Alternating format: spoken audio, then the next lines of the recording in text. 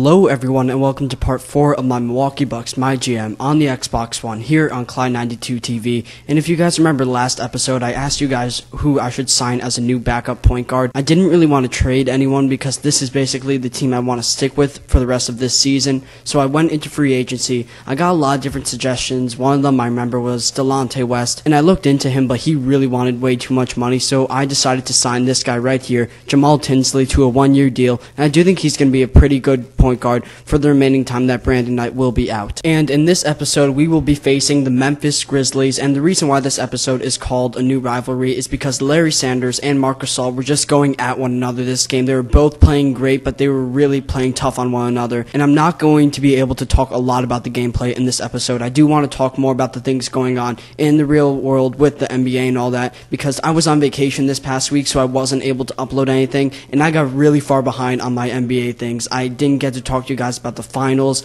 the draft, or anything like that, so those are definitely some things I want to talk about and discuss in this video. So the first thing I want to talk about is the NBA finals, and the Spurs won the finals this year in about 5 games, I think it was, against the Miami Heat, and I feel like the Spurs definitely deserve to win this year's finals. I actually thought they deserved to win last year's finals, and that's coming from a Heat fan myself, but at the same time, I did want the Heat to win, so I was happy for them, but this year the Heat just got flat out outplayed, and I am definitely happy for the Spurs. They're a team that doesn't play dirty at all. They play very fair, and I do like that about them. And not only that, but who knows how many years left Tim Duncan, Manu Ginobili, and Tony Parker have. People have been saying that for a long time, I know, but I honestly do think after this finals win, they're only going to get, I don't want to be mean, but they're only going to get worse from here, because I do feel like they've accomplished what they wanted to accomplish in this league. So congratulations to the Spurs. Now I want to start talking about the NBA draft, and I was so pumped for this year's NBA draft. Definitely one of the best drafts in years that I remember, especially after last year with a really bad draft. The best player that came out of that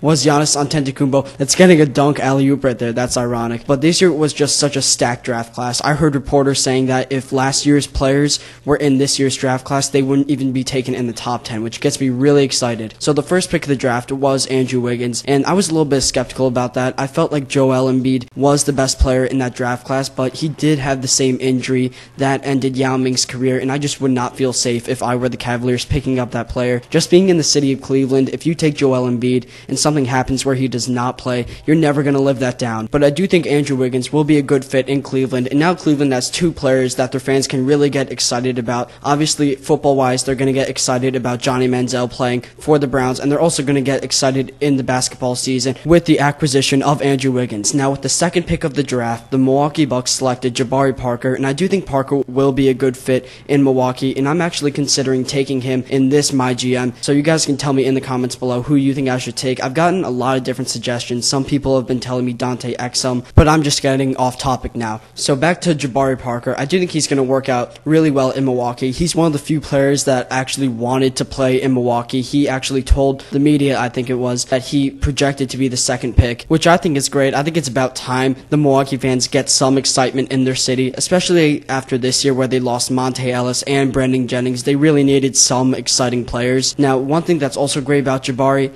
is that he is from Chicago, so the commute from Chicago to Milwaukee isn't that far, so he'll still be able to visit his family and all that in Chicago as he's playing in Milwaukee. Now, the third pick of the draft, as I said, was Joel Embiid, who I think is the best player, but he's also the most risky, I feel, out of the top 3 guys just because of that injury. I also think that out of Wiggins, Parker, and Embiid, I think Embiid is the worst fit in Philadelphia out of those 3, mainly because Philadelphia picked Nerlens Noel last year in the draft, and they waited all year for him to play. He had, I think it was a torn ACL, so he didn't play all last year. They waited the entire year, and now he's finally going to be able to play, and that's pretty much going to be ruined by Joel Embiid, because they're basically going to have to compete for the starting center position, or they could make Noel the power forward and make Embiid the center, but then you have 2 slow guys out on the court, and I do not think you want to do that. So I do think there's going to be a little bit of tension in Philly with those 2 guys. So now that the whole draft is done, I want to talk about which team I feel like had the best draft and which team had the worst draft. Now, I think that the team that had the best draft was actually the Cleveland Cavaliers, because they obviously did get the #1 player. I do think that Andrew Wiggins has the opportunity to basically reform this entire franchise if he stays there. If he pulls a LeBron and leaves, that's going to be a problem for Cleveland, but if he stays there, I do think he can lead them to at least an Eastern Conference championship. I do think that is doable with Andrew Wiggins. Now, the team that I think did the worst in the draft was the Philadelphia 76ers. Now, I do not think Embiid was a terrible pick. He is risky, but I understand why they took took it. The guy that I felt like was a really bad pick was Dario Saric. Now, Saric is not going to be able to play with the Sixers because he's playing overseas, and there were so many better players on the board when the Sixers were there. I think Aaron Gordon was still there, and he would have fit well in the offensive scheme. Now, instead, the Sixers took some other player and then traded for Dario Saric. Now, I'm not saying Saric is a bad player, but if he's playing overseas for 2 years, the Sixers are not going to be the team that's going to be developing him. It's going to be the coaches overseas for his EuroLeague team, and I do not think that is something you want, because when he gets back, he may be playing a completely different style than what the Sixers want him to be playing as. And I know that sounds weird, but allow me to explain. So let's say he plays in the EuroLeague and he's a starter for 2 years, and he comes back and the Sixers want him to be a role player that comes off the bench.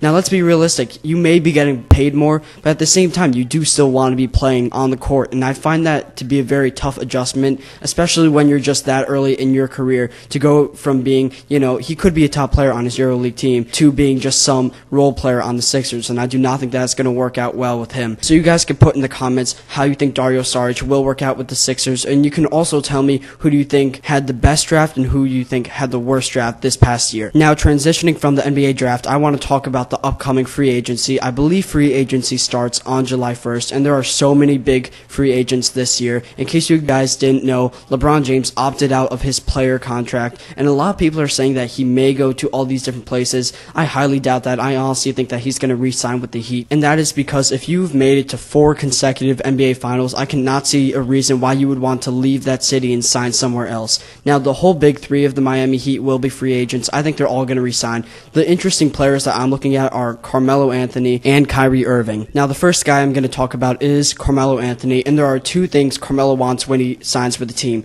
Number 1 is that he's going to be the star of that team. Number 2, he's going to be paid a lot of money. I don't think he's really focusing on winning, to be honest. People are saying he may go to the Bulls, and that's a very popular theory. My honest opinion is that he's going to go to the Lakers, because they are definitely a team that can afford him, and Carmelo definitely wants to play alongside guys like Kobe Bryant, and he obviously is going to be one of the main stars on that team as Kobe Bryant increases in age. Okay, now the second player I want to talk about is Kyrie Irving. I know that the Cavaliers offered him a max contract, but I'm not sure if he has accepted it at the point of the creation of this video, so don't be angry at me if he has already accepted that contract. Now, I honestly think that Kyrie Irving will re-sign with them, mainly because he's being offered a ton of money, but if he doesn't re-sign with them, I can only see him going to a place where he knows he can win. I do think he knows that he's a star point guard, or a soon-to-be star point guard in this league if you don't think he's just there yet, and I do think he knows that he's going to be paid a lot of money, so I think he's more focused on winning than anything else at this point in his career. So there goes all the things I want to talk about in the real world for the NBA. So I do want to talk about some other things involving this channel as a whole. So the first thing I want to talk about is Season 1 of this Milwaukee Bucks MyGM.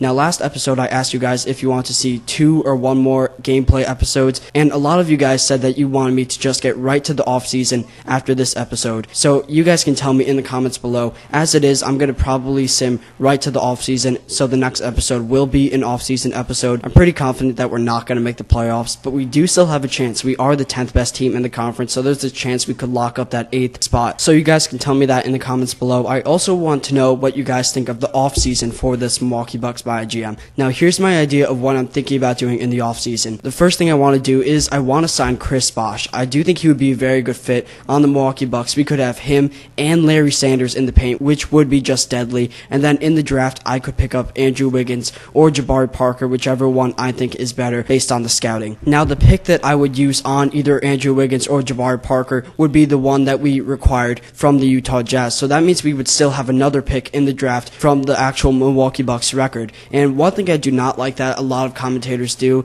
is that they get Jabari Parker, Andrew Wiggins, and Joel Embiid all on the same team. And that's just completely unrealistic. What I think I would do is actually trade away that Bucks pick and try to get a player or something like that out of it. Or I would take a player that's not as good or as popular as those top 3 guys. So you guys can leave any off-season suggestions in the comments below. Now, the final thing I want to talk about in this video actually does not regard the Milwaukee Bucks MyGM. It actually regards NBA2k14 and online games. One suggestion that I constantly get from my viewers is that they want to play against me in this game, and I didn't really want to do it at first because I know there are some personal information associated with my account that I don't really want to leak out, but when I got the Xbox One, I made sure I didn't put any, extremely personal information in there. So I think I may be starting up a mini series where I play against the viewers. So I'm going to put up on the screen right right now what my username is for the Xbox One. It is Clyde92 online. It's not very difficult to find. And if you have an Xbox One and you want to be featured on the series, you can go into the comments below and put your username there, and I may message you, and we could set up a time where we could play against each other, and I may put it on my channel